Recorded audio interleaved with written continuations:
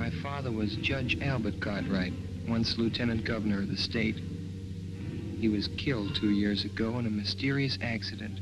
We were not only father and son, but friends. The shock of his violent death still haunts my mind. My nights are troubled by strange dreams. Albert, you've come back to me. I'm happy again. Mother, no. This man isn't father. I thought my happiness was gone forever, but you've come back to me. Mother, listen to me, Mother. Don't waste your breath, Paul. She can't hear you. I am your father now. You're not. You're not my father. Dorothy! Dorothy! What is it, Paul? Dorothy, speak to Mother. Tell her he isn't father. Tell her. Of course he is. Look at the lovely bracelet he gave me. Isn't it beautiful? Has a lion's head. Dear Father, thank you. Thank you so much. The train. Stop the train!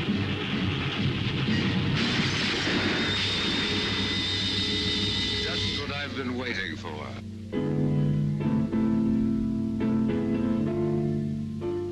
My father. The train! You! Mother! Mother! Mother! Paul. Paul, wake up! It's you, Doc. The way you were yelling, I thought a wildcat had broken in. What's the trouble? Nightmare? Yeah. What a nightmare. Well, you get up and dress. I'll go out and get breakfast started.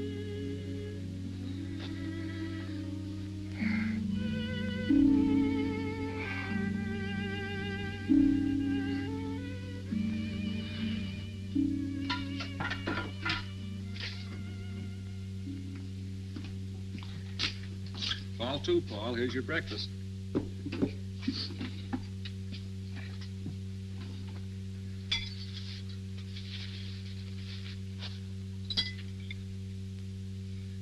Doc, do you remember what you said once in psychology class? About the phenomena of dreams foreshadowing future events? Yes. But to healthy-minded people, a dream is just a dream. Come on, Paul. There's nothing like an early start for good fishing. Doc, I'd like to go home today. Home? Why, Paul, what's the matter? I'm worried about Mother. Now, look, you're not going to let a dream spoil our outing, are you? Why do you suppose Mother didn't want me home for the holiday? Oh, she probably had some reason. Now, get on with your breakfast. I'd like to tell you about this nightmare I had, Doc. Well, all right, if it'll make you feel better. Let's finish our eggs, and I'll get the tackle, and you can tell me on the way down. He said, you have hallucinations. Come with me. I'll take care of you. And he held onto my arm. That was when you woke me up. Quite an extraordinary dream, but easily explained. At the inquest after your father's death, you remember, the engineer on the train testified that he caught a glimpse of the Acme Trucking Company sign as the truck pulled away. Although nothing's been seen of it since, it still remains the only clue to the unsolved mystery. Naturally, it will be impressed upon your mind. Well, yes, but... And the Schumann Concerto was your father's favorite composition, if I recall correctly. But it all seems so real, and I remember every detail. The bracelet, the abandoned farm buildings, and the things this man said, like, it's just what I've been waiting for. And the terrible danger to Mother and Dorothy. Forget it, Paul. You've been working too hard at school. This is a perfect way to relax. Hey, they're jumping like crickets. Come on.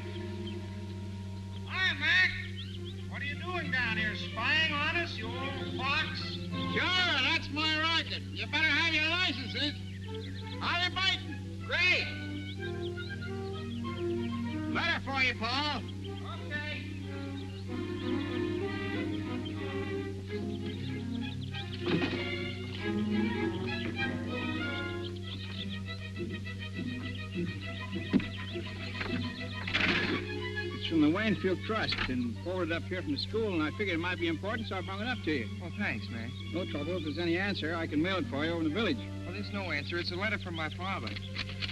Huh? Say, you're not pulling my leg, are you, Paul? Oh, no, Mac. Dad left a series of letters with the office of his estate. I get one every few months. Well, I'll be doggone. Leave it to the judge to think of something like that. Uncanny smart that man was. Well, you want to read that sort of private.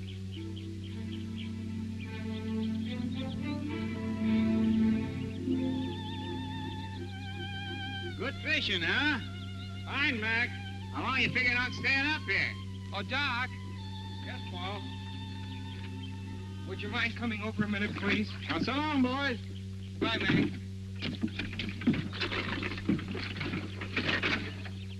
What is it, Paul? I received one of Dad's letters. I'd like to read part of it to you. Go ahead. It will be your responsibility as the man of the family to protect your mother and Dorothy by being constantly vigilant of their associates. I have always guarded your mother, who is so much younger than I, for in my experience, I've had ample opportunity to observe the cunning of unscrupulous imposters.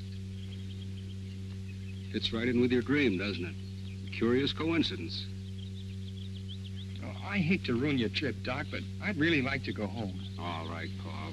It wouldn't do you any good anyhow with this worry on your mind, and if everything's all right, we can come back. Meantime, I can have a nice little visit with my sister. Let's get our stuff.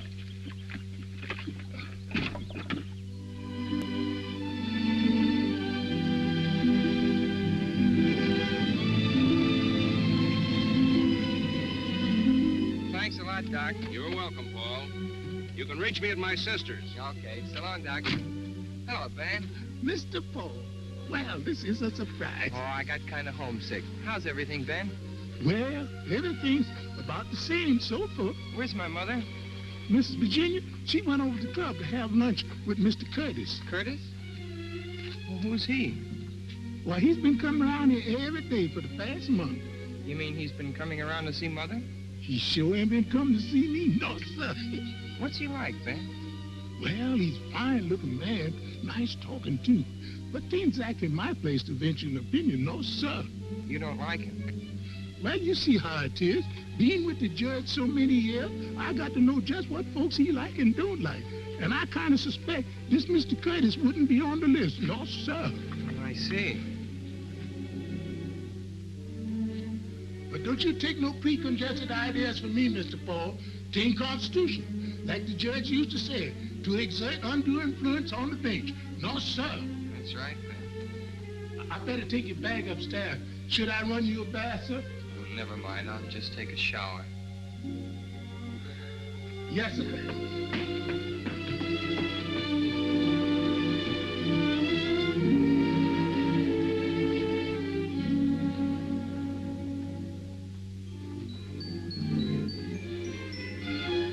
Thanks, Ben.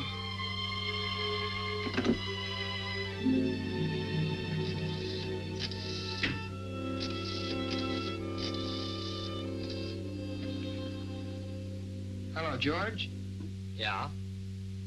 Well, for God's sakes. Well, where are you? Well, why didn't you let me know? Come on over. I want to talk to you. It's confidential. Okay.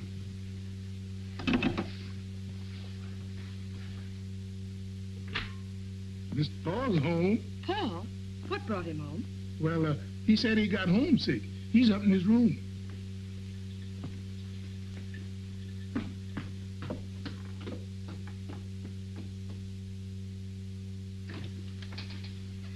Paul, darling. Hello, Princess. Didn't you like the fishing? Oh, it was all right, but I wanted to come home. Well, I had so many engagements, dear. Of course, if I'd realized Come that... clean, Mrs. Cartwright. Who's the Romeo? Benjamin told you. Well, his name is Brett Curtis, and he's most charming. You know, I haven't even been slightly interested in any man since your father died. But I must admit I like this one. You'll meet him tonight at dinner, and I want you to like him, too.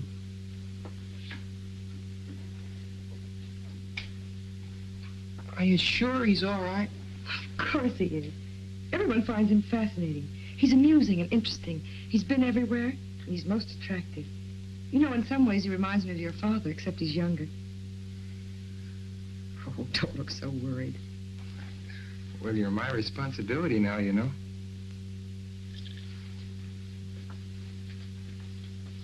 Paul, you know how lonely I've been. Yes, I understand that. Darling, I've got to change. I hope you have a decent suit to wear. I've been bragging about how handsome you are. I'll probably slide down the banister in my pajamas. If you dare. Oh, excuse me, Mrs. Cartwright. Hello, George. How's Lydia? Poorly, ma'am, poorly. But she'll be all right when she finds out Paul's home. Hiya, Paul. The old grind. Gosh, I'm glad to see you. What's all this confidential business? How about this guy my mother's got in tow? Oh, him. Well, what gives? Does he rate? By me, strictly poison. Dorothy and I are washed up on account of that guy. Oh, George, says she, you're so crude and callow. Why can't you be more like Brett? Smooth and sophisticated. Women, they get on my nerves. Sounds like a purely personal reaction, George. I'm after facts. Is he solid? Well, all I know is what I hear at keyholes. Mom and Dad say he's a cosmopolitan. But for my dough, he's a first-class... Oh. Hello, sis. Hiya, small fry. Hello. Well, what happened to the fishing trip, Paul? Canceled on account of family affection. What's with this Curtis I've been hearing about? You've been listening to George. You can just ignore it. Brett's positively out of this world, and the princess is mad about him. Yeah, and so am I. Well, at least he has manners, which is more than I can say for some people. Of course, it must be quite a shock to realize that one simply doesn't measure up to civilized standards. See what I mean? You know how we used to get along. Now where am I? Oh, take it easy, George. It may blow over. Nah, she'll never be the same. And I'm too old to change. There he is now. Brett, how are you? For me? Oh, you're too divine, Brett, really. Bring some flowers, a big troop. You simply turn my head. Turn her head, I'd like to wring her neck. She thinks he's a great wit, but nothing I say is funny anymore. How about staying to dinner, George? I don't feel like facing this alone. Okay. I'll call up home. You'll have to lend me a tie. Oh, sure.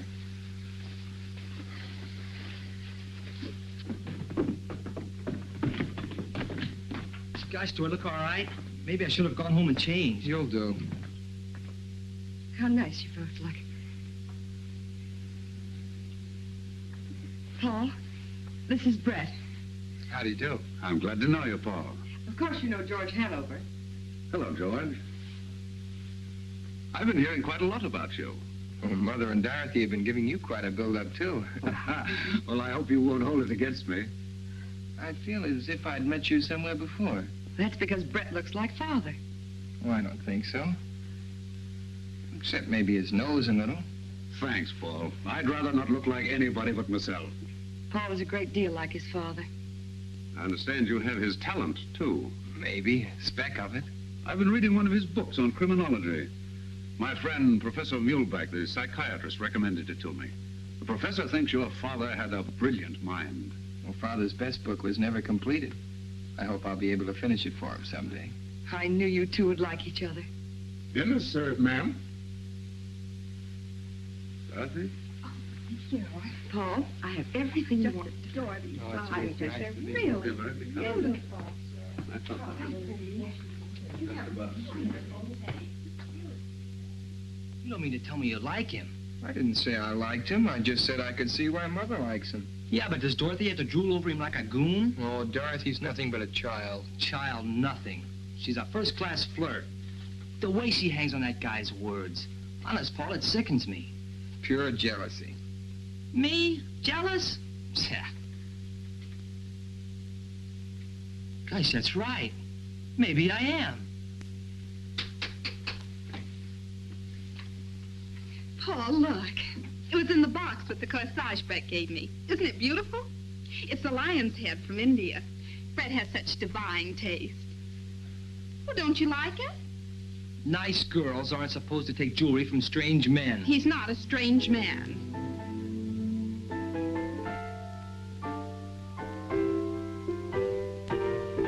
Paul, what's wrong?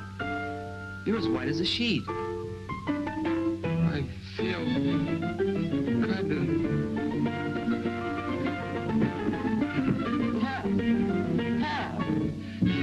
she's fainted. I'll get Mother. Mother! Oh, Martin. What's the matter, Virginia? What happened? I don't know. Dorothy said he simply keeled over. When he came to, he babbled something about a dream and wanting to see you. He seemed all right at dinner time. Let me see him. Feel better? Say, you know, I had an uncle once. He used to get fits. They had to put a spoon in his mouth. Hello, Doc. Well, young man, what's this all about? Darling, what is wrong? Nothing, Mother. If you don't mind, though, I'd like to talk to Dr. Vincent alone. Well, I guess I'll barge along home then. Hope you feel better, chum. Well, I'll be okay. See you tomorrow. Right. You look feverish. Oh, I just had kind of a mental shock. Remember the dream I told you about this morning, Doc? Yes? The part about Dorothy and the bracelet? Yes? Well, there's a man Mother's seriously interested in, and Who is this man, Paul? Brett Curtis, and he did give Dorothy a bracelet. But Paul... And it was in a corsage, and there was the music, the same music, the Schumann concerto. This may sound kind of crazy, Doc, but that dream is beginning to happen. Now, wait a minute, Paul. Nothing has actually happened.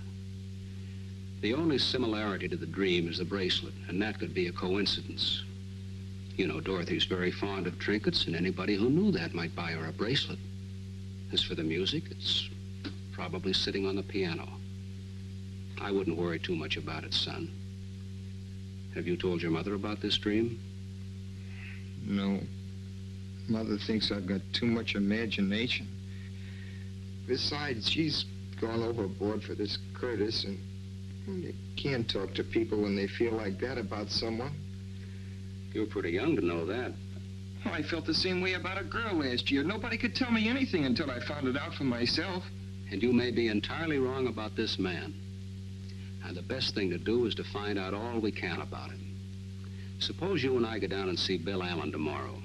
A banker doesn't usually take people at face value. And we'll let him investigate. That's an idea. Oh, and Doc, when you go downstairs, I wish you'd drop in and meet Curtis. I'd like to find out what you think about him. All right, Paul. Now stop worrying.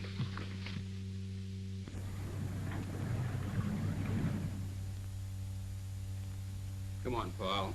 Mr. Allen's a busy man. Well, thank you, Mr. Allen. Goodbye, Paul. Goodbye, Bill. Doctor.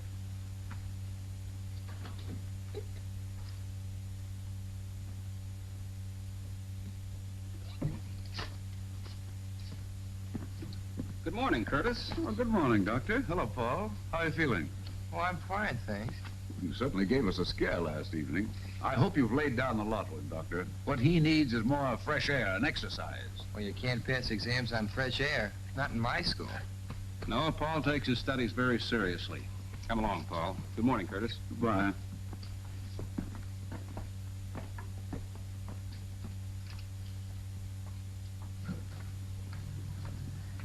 You don't suppose he followed us here?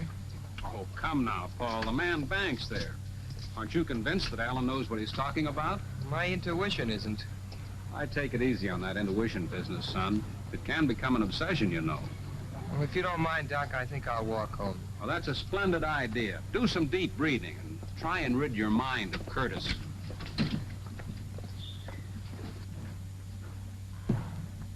Hi there, Doctor. Going anywhere near the club?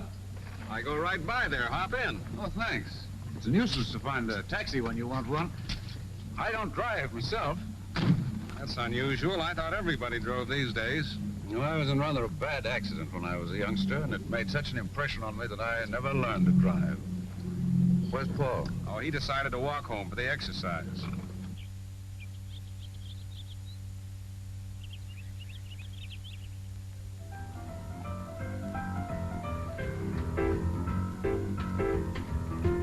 Hiya, Paul. Feeling okay? Sure. What gives? Well, the gang's here, and we're going down to the river to watch a boat race. Kind of thought you'd like to come along. Hello, Lydia. Oh, Cartwright. Well, if you aren't the absolute limit, not letting me know a thing about coming home.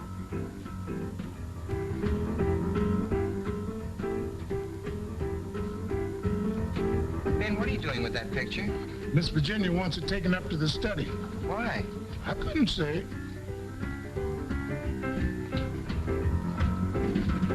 Where's Mother? Downtown. She'll be back for lunch. Come on, let's go. We don't want to get down there after it's all over. Okay, come on. Come on, Lydia. Okay, gang, I guess we can all get in my car. We can all squeeze in. Yeah, that's all right. Come on, Paul. I'll see you later. Paul, are you deliberately trying to avoid me? Because if you are, I'd just as soon you come right out and say so. No, I'm not, Lydia. I just don't feel like going, that's all.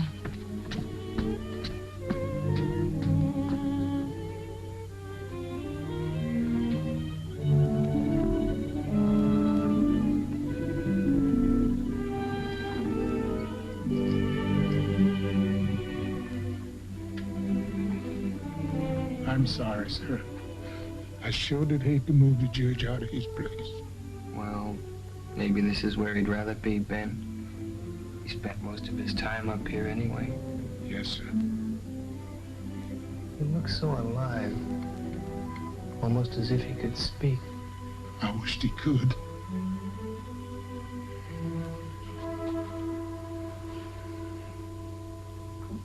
Ben, when is Curtis coming here again? He's coming to lunch. I want you to do something for me. Anything you say.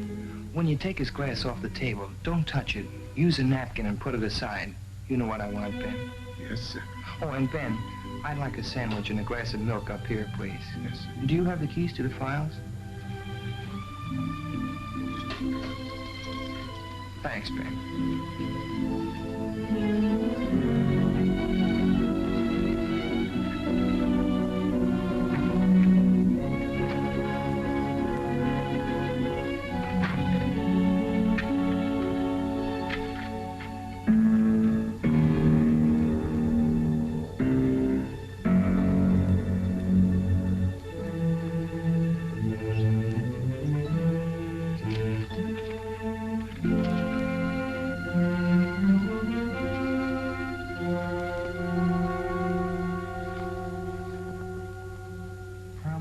Unsolved crimes is the record of Claude Barrington, an amazingly clever and dangerous individual.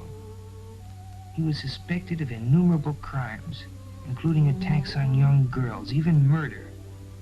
Yet the police have never been able to find sufficient evidence to warrant his arrest.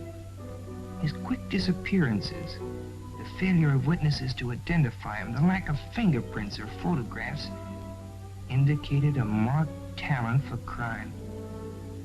Suspicion first fell upon Barrington when in 1932 he married a wealthy young widow, Cecilia Gordon, who was drowned within 6 months of their marriage, leaving him a substantial legacy. However, no evidence could be found to prove that Barrington was in the vicinity at the time of her death. Paul, darling, what are you doing up here? Reading up on something in Dad's files. It's such a lovely day. You should be outdoors.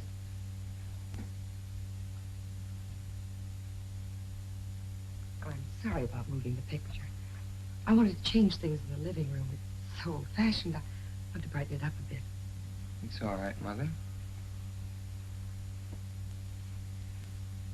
Paul, are you going to make things difficult? I haven't said anything. It isn't what you say, it's your attitude. Why don't you like Brett? I just don't want you to make a mistake, that's all. How much do you know about him? Everything. He's told me all about himself. Paul, why are you so mistrustful? I received one of Dad's letters yesterday. Maybe you'd better read it.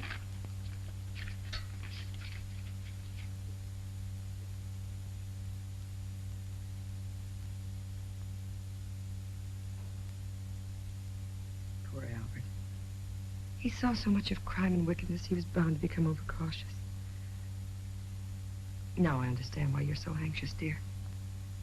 What is it you want to know? Has Curtis ever been married before? No, he's a bachelor. He was going to be married a few years ago, but the girl drowned shortly before the wedding. Brett was terribly broken up about it, of course. She was drowned? It's quite a tragedy. She was so young. Well, Paul, anything else? Where does he get his income? Oh, he owns mines and things. I had Mr. Allen check into all that. You see, I'm not as irresponsible as you think I am. You're not going to marry him for a while yet, are you? I don't know, Paul. I think you should wait. Paul, I don't want to make you unhappy, but that's one thing I must decide for myself. You mean you're going to marry him right away? I may. But you can't. You've got to give me time to... Give you time? For what? Well, to get better acquainted with him. Darling, you'll be going off to school soon. Your life will be occupied with other things for years. Paul, try to understand. Try to be fair. Please. For my sake. All right. That's better. You'll be down for lunch? No, Benjamin's bringing my lunch up here. I'll be down later. Maybe you could play some tennis with Brett. He plays an excellent game. If you just give him a chance to be himself, you two would probably be the best of friends in no time. I've got to go now. Don't work too hard, darling.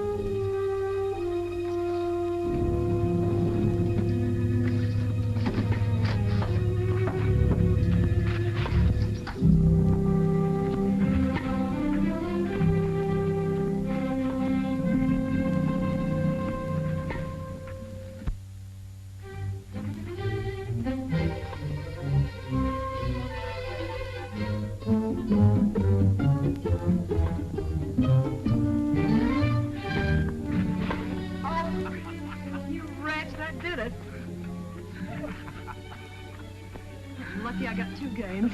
Pay up, lady.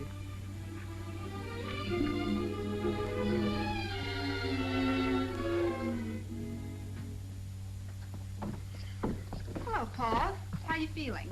Okay, how was the boat race? Keen. The Blue Moon won. You should have come with us, Paul. Lydia's furious. Oh, she'll get over it. I've got too much on my mind. Any lunch left for me, Ben? There's sandwiches and milk in the breakfast room, Miss Dory. Oh, thanks, Ben.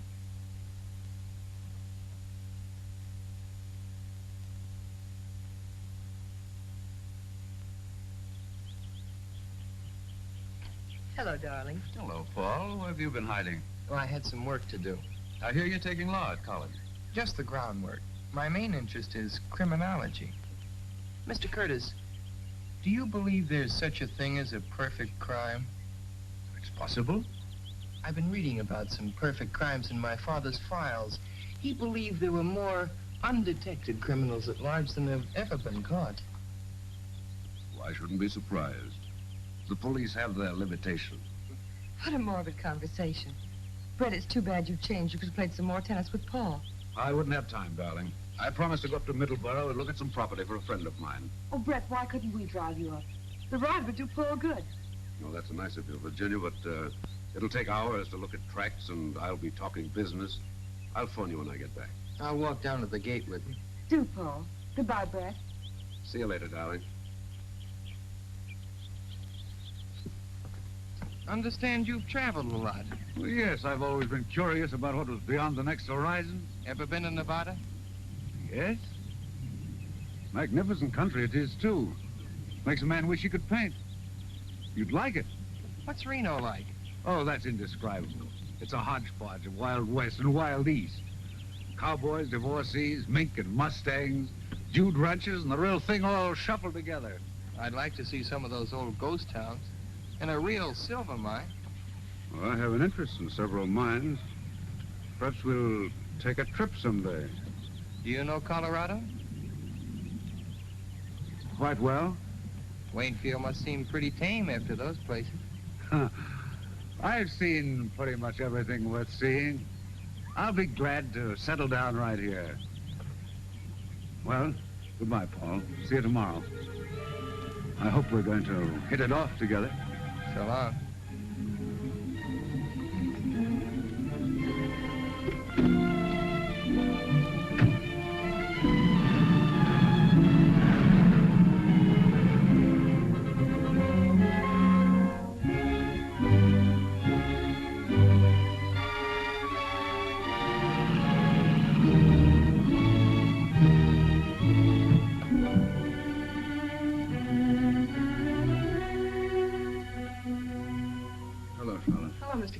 Professor's expecting. Yes, sir.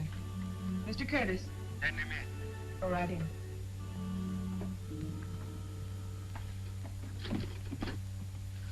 Good afternoon, Professor. Hello, Curtis. Well, how does it go?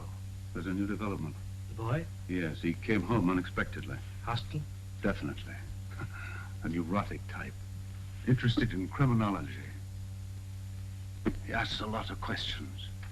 Remarkably intelligent for his age. I have the feeling he knows more than he should. Does his attitude affect her?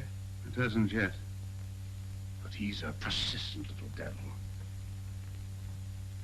This morning he made inquiries about me at the bank. Nothing to worry about there. Everything is in order. This afternoon, he was looking through his father's files. When he came downstairs, he asked me if I believed there was such a thing as a perfect crime. You'll bear watching. Has she accepted you? She hasn't yet, but she will. What's the girl's attitude? Oh, Dorothy. A complete conquest. A little beauty, too. Be careful. I warned you before. That weakness of yours will ruin all our plans. Don't worry. Nothing will ruin our plans. I waited a long time to get back at Cartwright. I'll make them pay for his meddling interference if it's the last thing I do. You'll do as I tell you. Don't forget, I'm in this, too. Perhaps I made a mistake. Perhaps I should have kept you as a patient instead of making you an associate. Don't forget, I'm concerned with the financial outcome in this case, not your personal revenge. You have nothing to complain of. Everything's working out. The boy is the first hitch. He sounds like a subject for mental analysis. You might suggest it to the mother.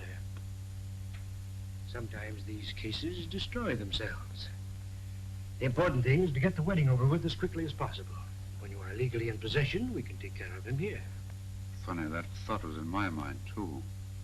But why wait till I'm in possession?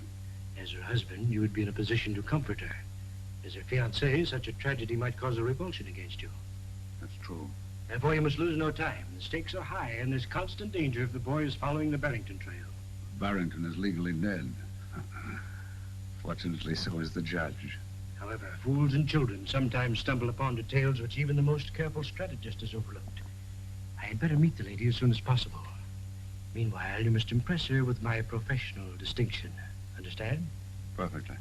Now, be careful. If you can't accomplish this within the week, our relationship shall revert to that of doctor and patient. I'm spending the weekend with them. I'll have her consent before Monday.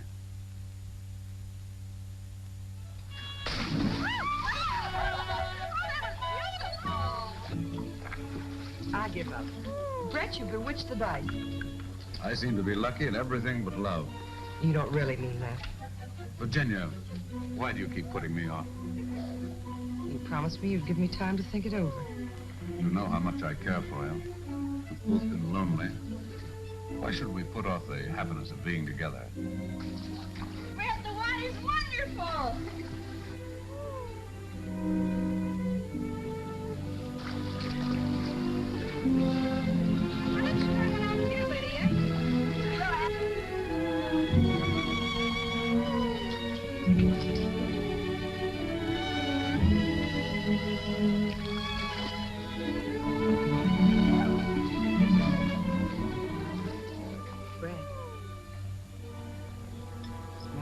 Yes.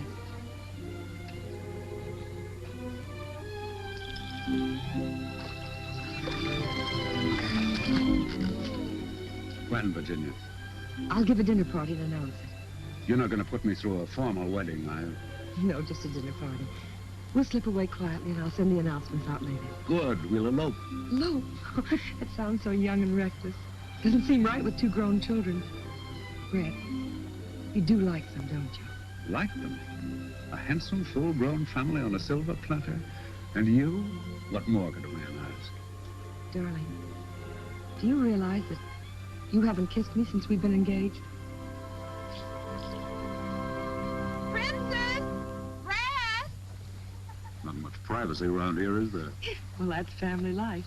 Why don't you come in for a swim, Brett? The water's wonderful. How about a swim, Virginia? Oh, no, darling, you go. I want to write the dinner invitation. Is there anyone special you'd like to ask? Why, yes, my old friend, Professor Muhlbach, you know, the psychiatrist. You'll enjoy meeting him. Enjoy your swim, darling. I wasn't supposed to tell you this, but I think it's only fair you should know. No, I kind of suspected. I guess they didn't tell me because they know I don't approve. No. I don't either. What? I thought all you girls were goofy about him. No, I was at first, but not anymore. Uh-huh. No, really, Paul, I mean it. Remember the other day by the pool here? Yeah? Well, Brett came for a swim. Once when I dived under, I don't know how to tell you this. I haven't told anyone. What happened? Well, he swam underwater, got a stranglehold on me, and started kissing me. I know it doesn't sound like very much, but it was horrible. I can't describe it. I pulled away. He followed me and said he hadn't meant any harm and asked me if I'd just forget about it and be friends. I felt sort of queer about him ever since. You won't mention this to him, will you? No, and don't you say anything about it. What you've told me adds up with other things. What other things? Oh, I can't tell you now. The trouble is I may be wrong. I haven't any proof, just a hunch. Nobody wants to believe me. I believe you, Paul. Thanks, sugar. Well, there's Dr. Vincent. I've got to talk with him. You better run along with you. Oh, but Paul, are you... Well, what I mean to say is, you still like me, don't you? Oh, sure. But everything's on ice for a while. No dates. Yes, all right. Only, don't forget. Okay, funny face.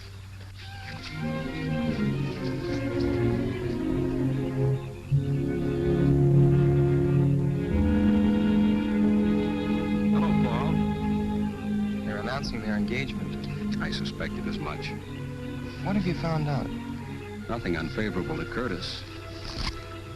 Mr. Allen gave me these answers to some inquiries he made. After reading them, you'll probably agree it looks like a clean bill of health. Well, that may be so, but Lydia just told me something. Would you mind coming up to my room a minute, Doug? Not at all, Paul.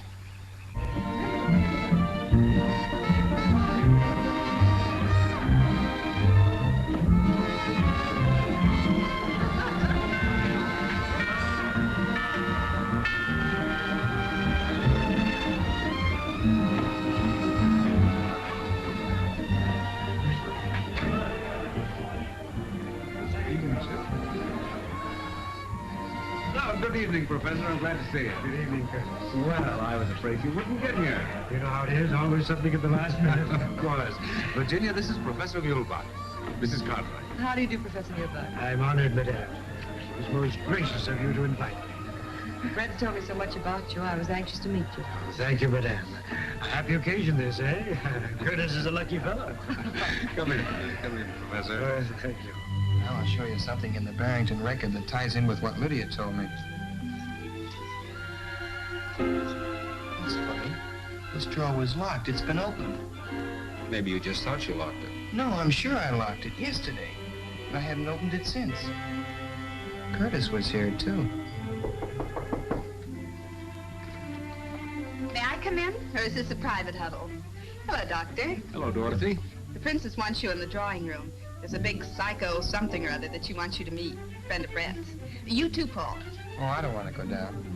But, Paul, you must. You can't spoil Mother's party. That's right, Paul. Come along. We can talk later.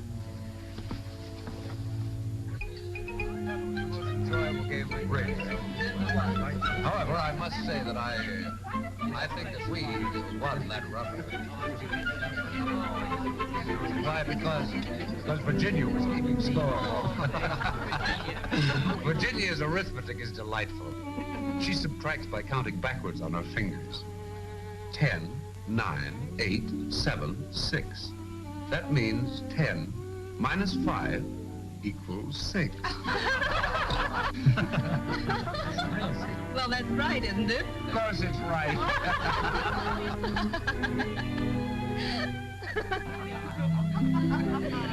We had a perfect storm. Well, tell me about psychiatry, Professor. It must be very interesting. I'd love to be psychoanalyzed sometime. I'd be delighted to do it. Anytime you say. Now, look. I was just behaved so Miss Cartwright. Benjamin, Mr. Curtis will call. Well, my friend, here's a chance to display your domestic accomplishments. It's just what I've been waiting for.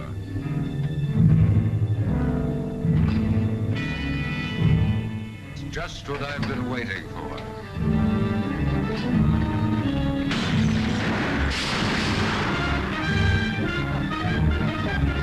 Sorry, I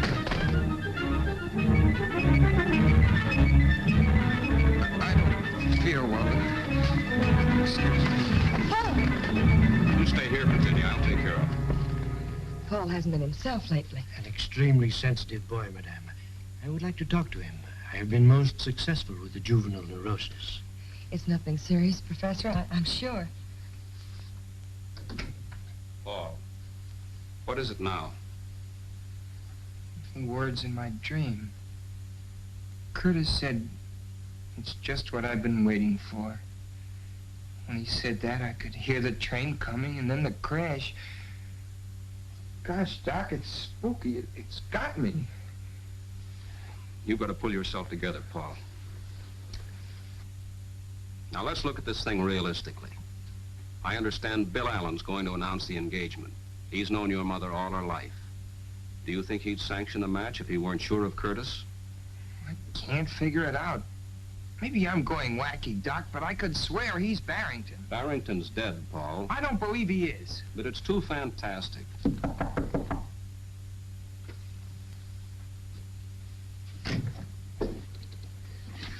How is the young man feeling, Doctor? Oh, he's all right. He was just having a dizzy spell. Perhaps I can be of some assistance. Nerves are my specialty. May I come in? Well, it's just a reaction from overwork at school. Ah, yes, I was an intense student myself at his age. Do you mind if we have a little talk, young man? I feel all right. Perhaps the doctor had better go downstairs. It seems a pity to spoil Madame's party. I'd rather have Dr. Vincent stay. Of course, I have no objection. Let's sit down and be comfortable. I understand you are an unusual boy, Paul. Extremely talented. You intend to pursue your father's research into criminology? Yes. Interesting subject. But something must be done about these nervous attacks. They're not exactly normal at your age. I presume you are devoted to your mother? Of course. As one student of human nature to another, may I speak frankly? Go ahead. In some cases, filial devotion to a mother goes beyond the borderline of normality. It can frequently produce hallucinations.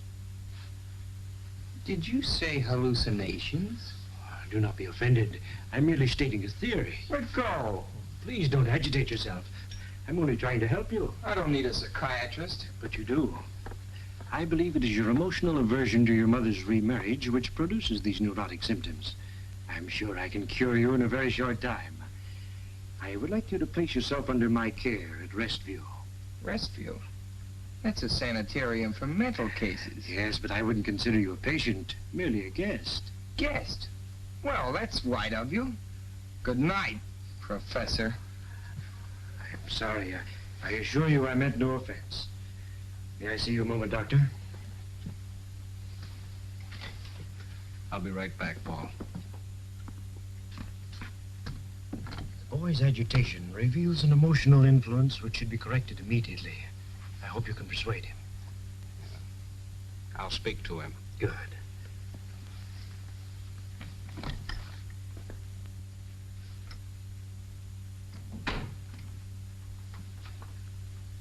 Well?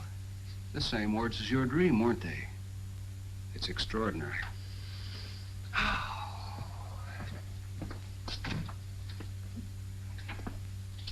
Those two are mixed up together somehow, Doc. Hallucinations. Do you believe that stuff? Well, I've read about it in textbooks. And according to him, I've got him. He seems to think so. What else did he say, Doc? Well, he wanted me to ask you to go to his sanitarium and let him analyze you. You know, Doc, that might not be a bad idea. But I don't think it's necessary. But, Doc, I might find out something up there. Yes. But, Paul, if those two men are what you think they are, it'd be mighty dangerous. Well, you could come up every day and keep an eye on me, couldn't you? Yes. Besides, it might be a good way to stall for time. I'd make Mother promise not to marry Curtis till I got back. But, Paul... And meanwhile, you could take these to Armstrong and get him to analyze them, their fingerprints off a water glass. Curtis?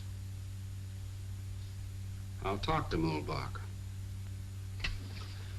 Paul, you're a very clever boy. Thanks, Doc. I'd be in a tough spot without you. Maybe we're both crazy. Then again, maybe we're not.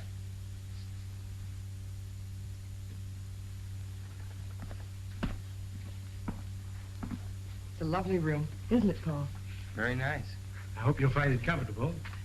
My routine is a simple one. A few heart-to-heart talks, plenty of food and rest.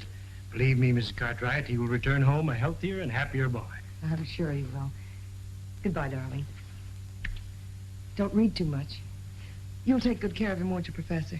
Of course, Madame. I'll drop in tomorrow and see how he's getting along. Please do, Doctor. I'm always happy to have the cooperation of my colleagues. Goodbye, Paul. I'll see you tomorrow. Goodbye, Doc. Goodbye, Princess. Goodbye, darling. I'll see you later.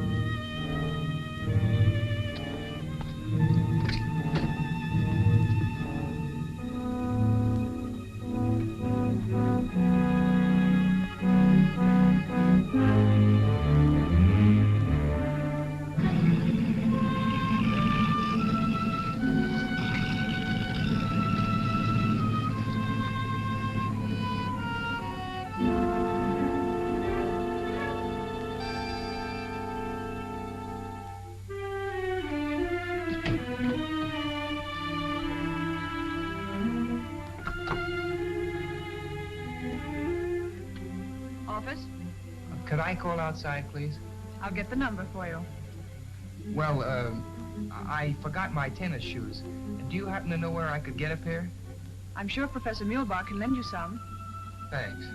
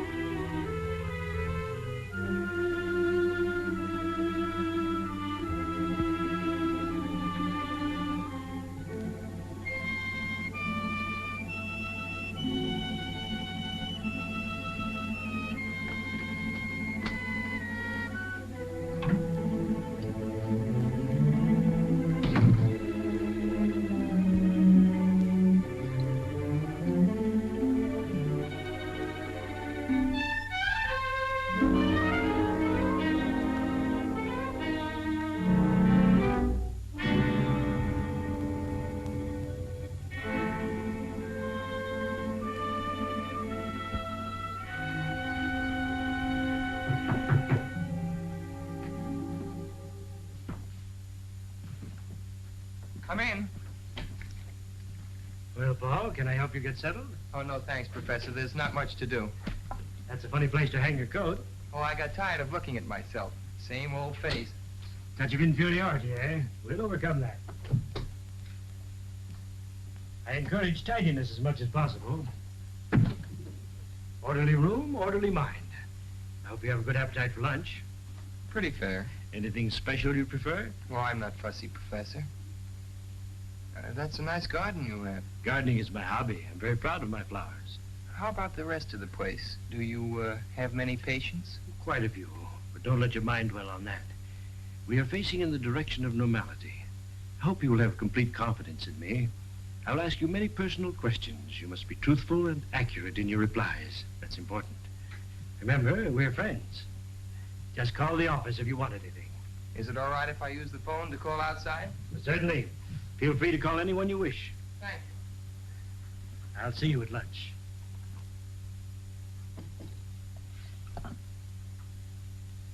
I'd like to get Waynfield 1531, please.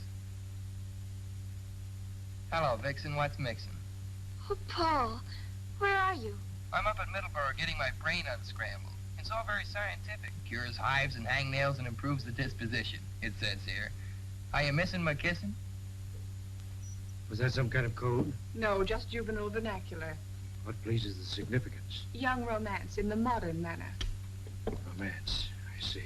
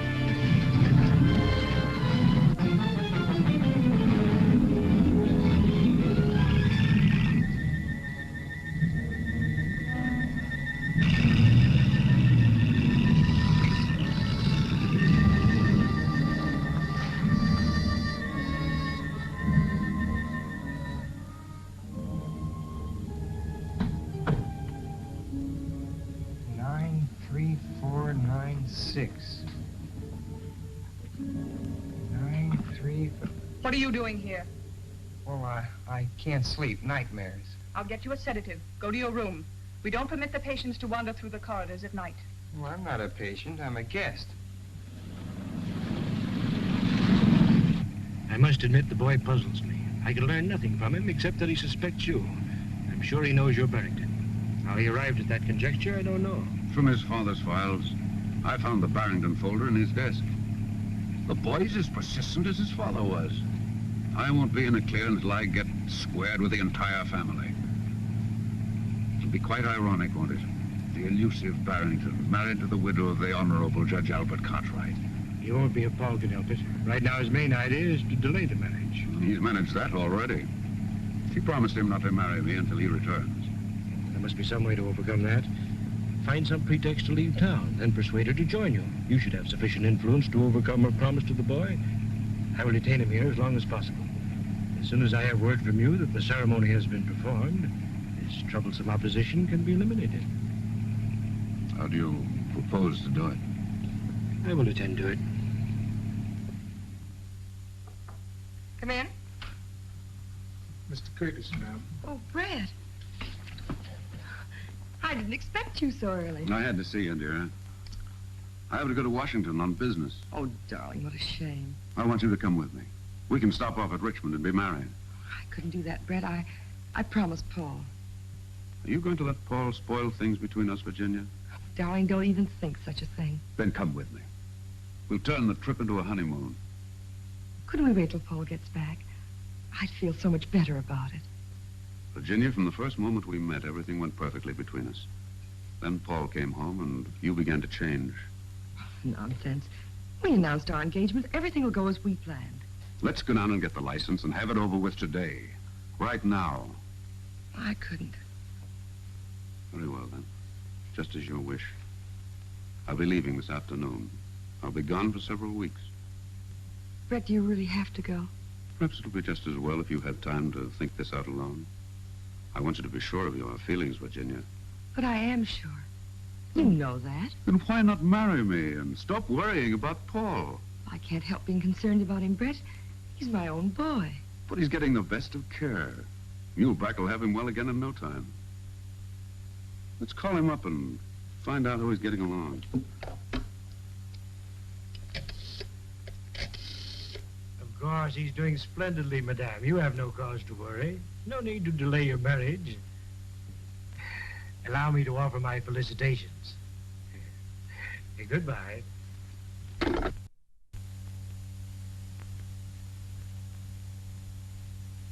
How long will it take you to check some fingerprints? Whose are they? Curtis. Paul got them. He asked me to turn them over to you. He's a chip off the old block, all right. The judge hung on like a bulldog whenever he got his teeth into anything. That's right. I'll have these checked just to prove there's nothing to it. Let me see. Where does Curtis hail from?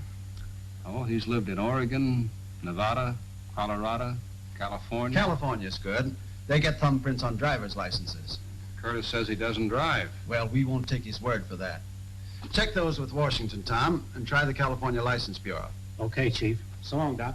I'll let you know, Doctor, if anything develops. Goodbye, Mr. Armstrong. Thank you.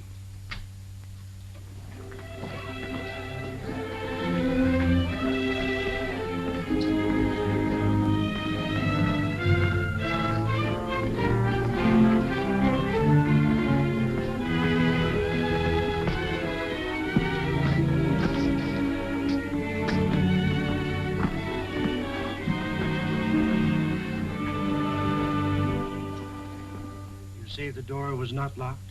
Why should it be? Sometimes we lock doors as a precaution against somnambulism. Miss Farber notes here that you complained of having a nightmare. Can you tell me about it? Only that something dangerous was going to happen. You have such dreams often? Yes. Can you remember anything definite about them? The train, my father's death. I dream of that often. I understand, of course. Shocking accident. It preys on your mind. It wasn't an accident, Professor. It was murder. That was never proven. You have some theories on the subject? Yes. Indeed. I should be interested in hearing them. Well, I'd rather not talk about them now, Professor. It gives me a headache. Very well, Paul. Now, what would you like to do by way of diversion? Oh, I see you have some binoculars. They must be good ones. They are excellent. Would you like to examine them? Could I? Of course. Go right ahead.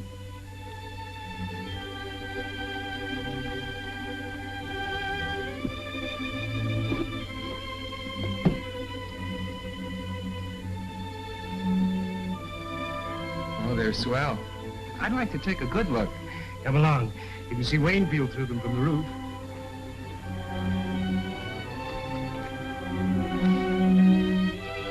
There's the county seat down there. From From here, you can see Waynfield.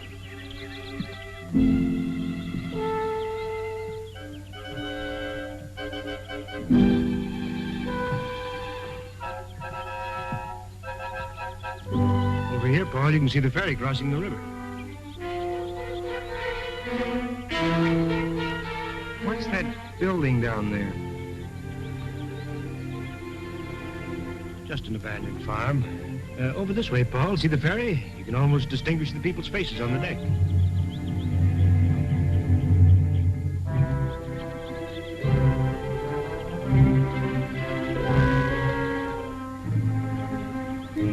Nice binoculars. Yes, they are. Well, there's Dr. Vincent. We better go down. Yes. Would you mind going to your room? I'd like to have a talk with the doctor. Then I shall send him to you.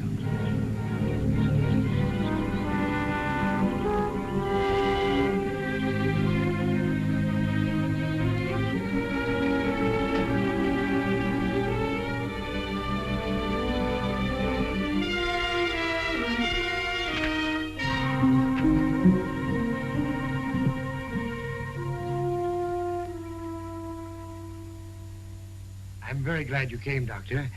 I'm having a little difficulty. I feel there's something on Paul's mind which he does not confide to me.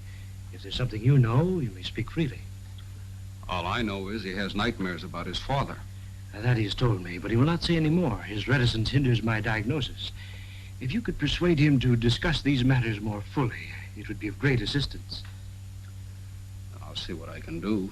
Where is Paul? In his room.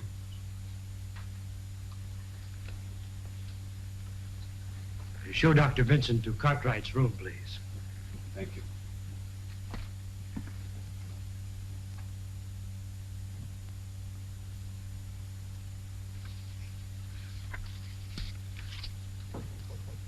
Come in.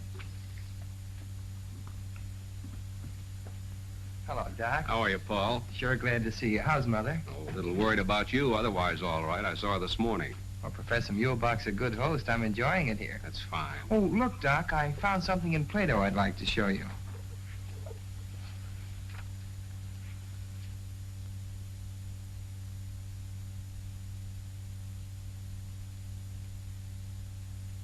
Oh, yes, yeah.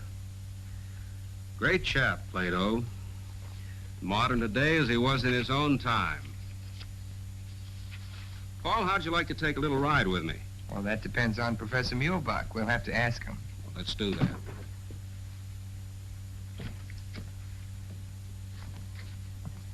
Well, how do you find your patient, Doctor? He looks rested, but I'd like to take him for a drive in the fresh air so he won't feel shut in here. That is, if you have no objections. Not at all.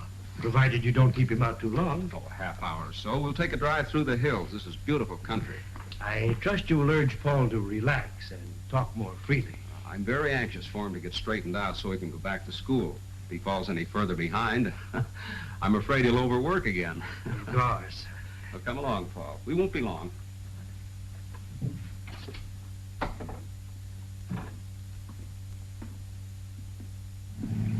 That was luck. I didn't think he'd let me go. He couldn't very well refuse.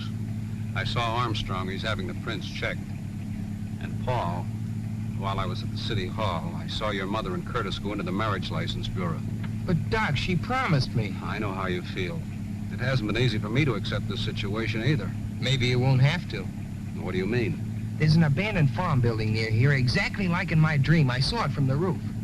Paul, one ramshackle old building looks much like another. Maybe. But something very strange happened on that roof this afternoon. I had a feeling that Muhlbach was going to shove me off when you drove up. Are you sure you're not just imagining these things, Paul? Sure, I'm sure, and I'll tell you something else, too. Curtis drove himself up here last night. Curtis driving? That's strange. He told me he couldn't drive. I know. That's why I got the license number. I thought maybe you could find out who owns the car.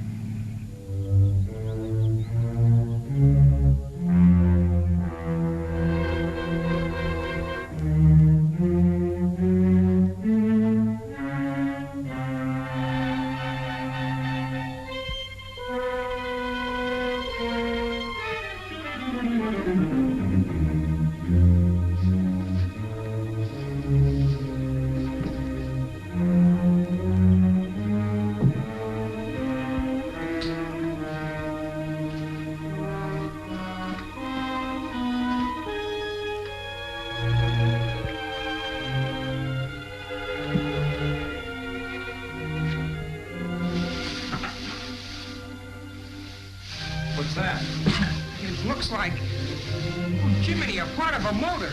Give me a hand, will you, Doc?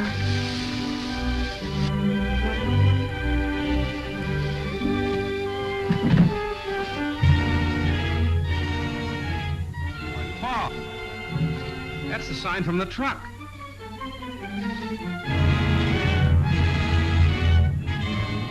Son, you certainly called a turn on this one.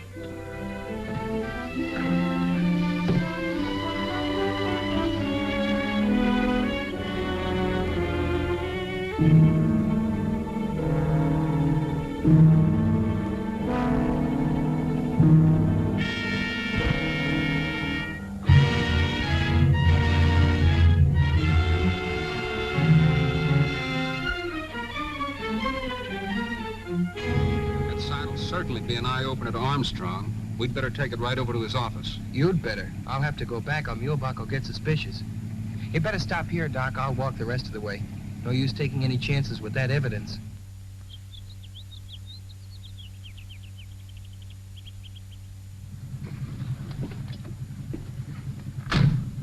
I don't like to see you go back in there feeling the way you do about that place. Oh, I'll be all right. I've got to go in and stall for time. If things get too hot, I'll phone Lydia and say I'm lonesome. That'll mean get here quick. All right, Paul, but take it easy. I'd better go home and clean up a bit, then I'll go right over to Armstrong. So long, Doc. Darling, don't be angry. Surely one day doesn't make that much difference. I've promised Dr. Stone he could marry us. You wouldn't want me to hurt his feelings, would you? Why can't we go over there now? Why wait? We can spend tonight and tomorrow at the lake and then go on to Washington. After all, I must think of that contract, Virginia. Even a man in love has to think of business.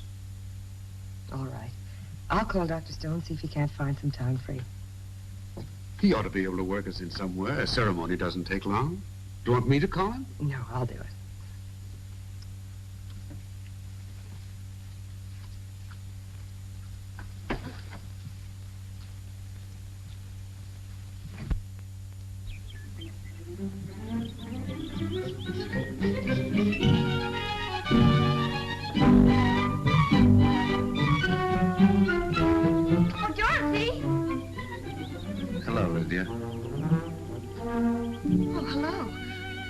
Dorothy home? No. Oh, well, I'd better come back later. Well, it'll go away. Brett? Oh, Brett, where are you? Out here. We have a visitor. Hello, Lydia. Hello, Mrs. Cartwright. Well, goodbye. That's strange. What on earth happened? Nothing. She just came looking for Dorothy. What did Dr. Stone say? Dr. Stone? Oh, yes. He's busy all day today and this evening. But I made an appointment for noon tomorrow. Oh, good. Now, where shall we go to celebrate? Why not go to that little inn where we first had dinner together? Brett, I'd rather not go out tonight. I've got packing to do and a few letters to write. I'll just have dinner on a tray in my room with Dorothy and tell her the news. She goes back to school on Monday, and I won't have another chance to see her. I hope I may look forward to your exclusive attention on our honeymoon, Mrs. Curtis. Well, you shouldn't call me that, not yet. It's very unlucky, you know. With all the luck I have, I can afford to be reckless. I'll phone you later, darling.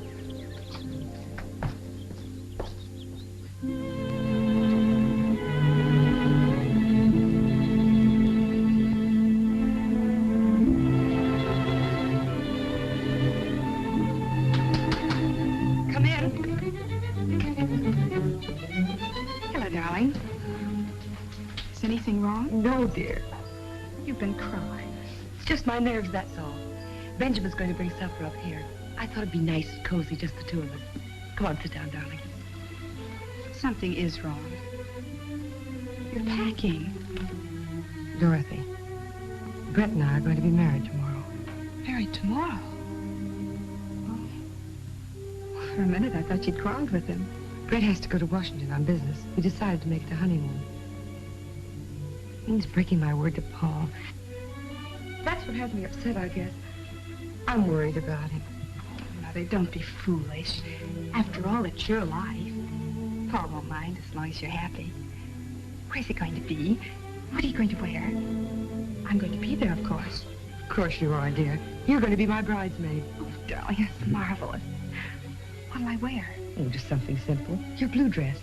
We're going to be married at the minister's house, and then we'll leave you at the Allens. Brett and I'll go up to the cottage for a day or two before we go to Washington. What did he say? Did he yell down? Of course not, silly. But he was very determined about not leaving me here. Oh, Brett is so masterful. You'll write to me, won't you? Of course. Every day. That's the story, Mr. Armstrong. And strange as it sounds, you must admit it's not just a figment of Paul's imagination. Well, I've run across some strange disclosures in my career, but the stream detection beats anything I've ever heard. Want me? Yes, take a look at that. Hey, where did this come from? Paul Cartwright dug it up on an abandoned farm at Middleborough, near the Muhlbach place. Well, I'll be doggone. All we need now is the truck that goes with it. Better start a search up there. Send a car out. Any news on the fingerprints? No, not yet. Put in a call and speed it up. Miss Barber, didn't you get that number yet? It must answer. Lydia's waiting to hear from me. Hello? Hello?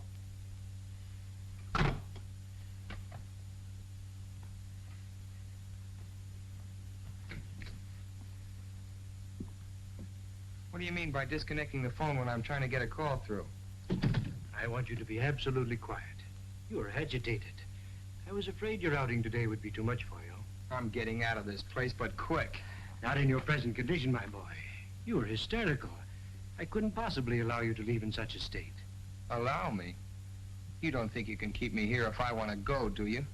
I'm afraid that may be necessary. You seem to be forgetting that I'm a guest. All my patients are guests. Sit down, my dear boy, and calm yourself. Tell me, what has upset you? Was it something you found at that farm where you went this afternoon? You followed us. I observed you from the roof with the binoculars. All right, since you know so much. We found the truck that killed my father. The police ought to have the evidence by now, and I know you and Curtis were mixed up in it. Again, you were having hallucinations.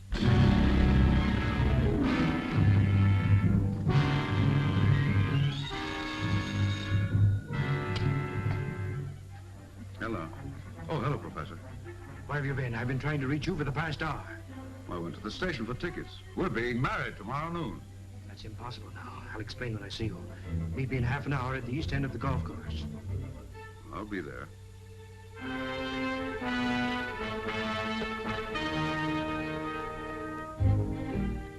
I don't like to exaggerate Paul's danger, Mr. Armstrong, but that place up there gives me the creeps. I'm uneasy about the boy. Why does everything take so long? The machinery of the law, Doctor. It's much better than it used to be. Armstrong? Barber? The car driven by Curtis is registered under the name of Charlotte Farber. Does that name mean anything to you, Doctor? Why, yes. She's Muhlbach's secretary. Yeah? Put a blanket out for it. Get going. Chief, the California Motor Vehicles has a thumbprint on Brett Curtis.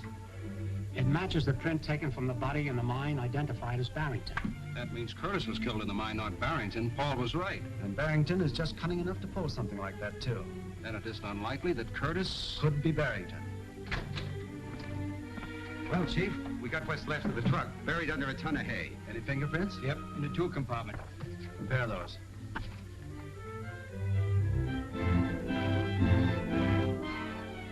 They match all right. They match the Curtis prints Paul got from the water glass. Well, are you satisfied? Go to the country club. Pick up Brett Curtis. Suspicion of murder. Cartwright case. Right, Chief. We've got to get to that boy, Armstrong. Muhlbach and Curtis are working together, and there's no telling what may have happened to him by this time. Get me in the Muhlbach place at Middleburg. Now, don't worry, Doctor. We'll find out in a few minutes.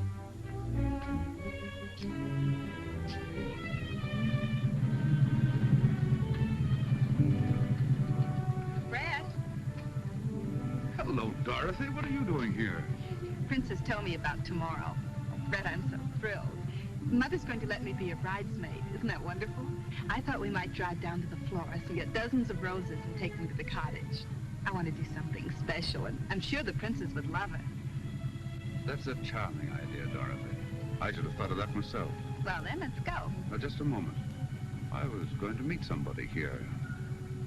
But I'll leave a note for him. Don't be long. Sir, that's strange. Come on, Doctor. My car is downstairs.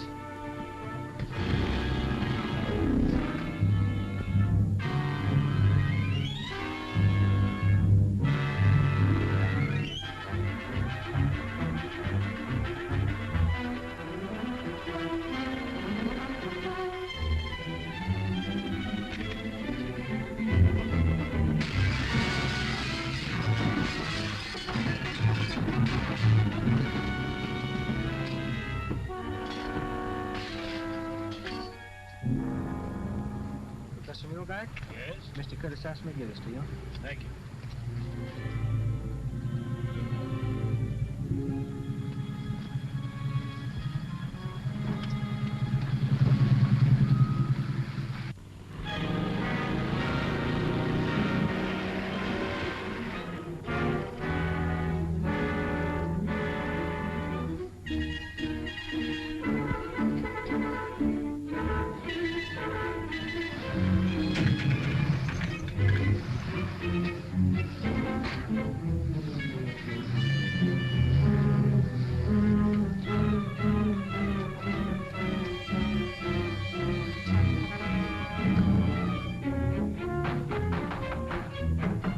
Open up! What's the meaning of this? How dare you break in? This is private property. Sure, we know. We're just nuts looking for a padded cell. Where's the Cartwright boy, sir? I know nothing. I'm just an employee here. Well, we'll just have to go around breaking down doors. You have no right to search this place. You have no warrant. The district attorney wants Paul Cartwright, and he wants him alive. Of course he's alive. He's in his room. Which room? The first one down the hall, but it's locked. Have you a key? No, Professor Muhlbach has the key. He's out for the evening. Slade, take this woman in custody. Hold her as a material witness. Come on, Langdon.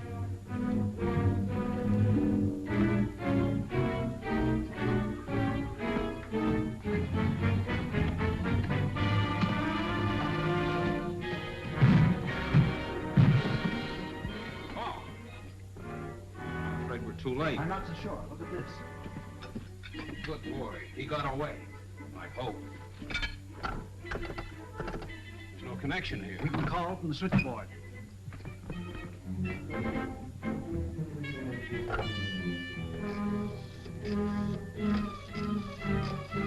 Calling his home? No, I'm calling Lydia. I don't want to alarm Virginia just yet. Curtis may be there. That's right. I'd better have the Cartwright house covered. Hello, Lydia? Yes, this is Dr. Vincent. I'm up at Muhlbach's. We've been trying to get you in Mr. Armstrong's office. Paul's here. Hello, Doc. Oh, sure, I got out. What? I knew it. Boy, this is really it. What is it? Hello, Lydia. Paul come home for the wedding? What do you mean wedding? Well, don't you know? Mrs. Cartwright's marrying that Duke Curtis the first thing tomorrow. How do you know? Well, I saw Dorothy and Curtis come out of the florist with a big box, and they drove off in her car. Mike Pepys told me they were going up to decorate the cottage on account of Mrs. Cartwright. Curtis and Dorothy have gone up to the cottage alone? Yes. Listen, Paul. Just a minute, Doc. Curtis and Dorothy have gone up to the cottage together alone. What? Doc, my sister and Curtis went up to Lakewood. She's alone with them. Muhlbach knows the police are happen. Anything can happen. We're getting out there. So long. Come on, where's the car? Outside. Lydia, you better stay here. Not me. I'm coming with you. Well, why doesn't somebody tell me something?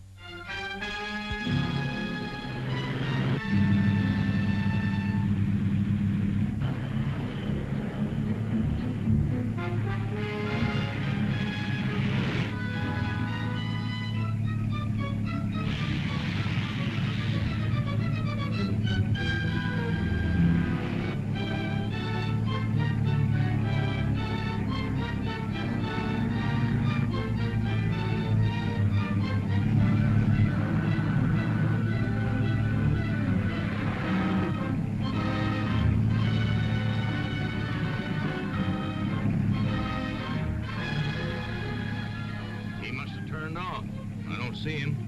Better backtrack.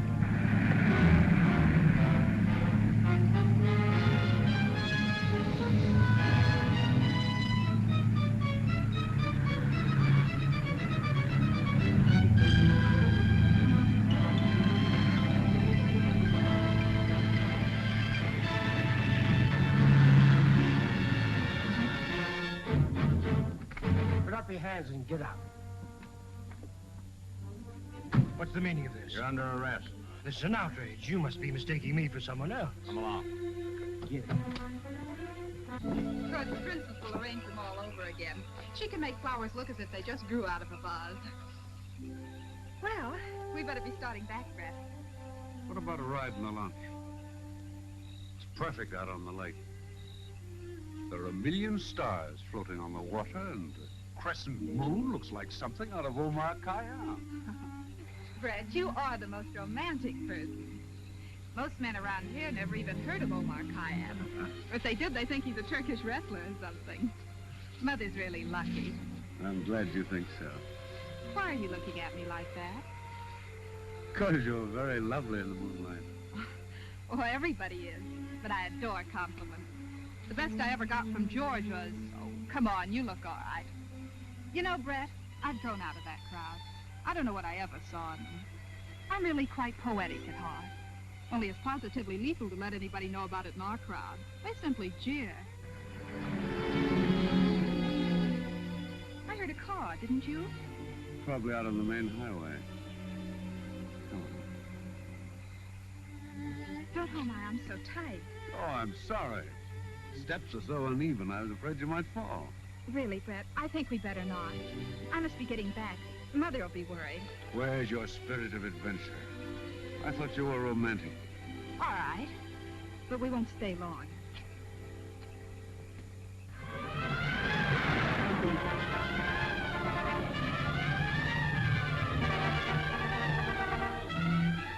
They're here, all right. There's no lights on in the house. There's a light in the boathouse.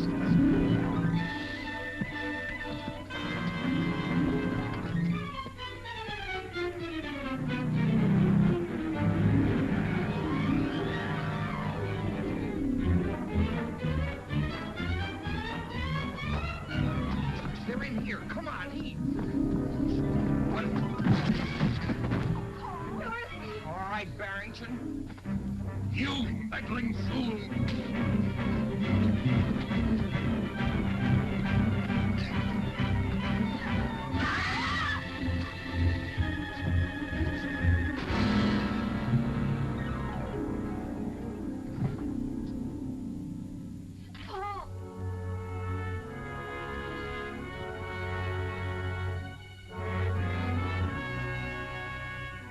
It's clearing now. Look, Mother, we can see ahead. No, Virginia.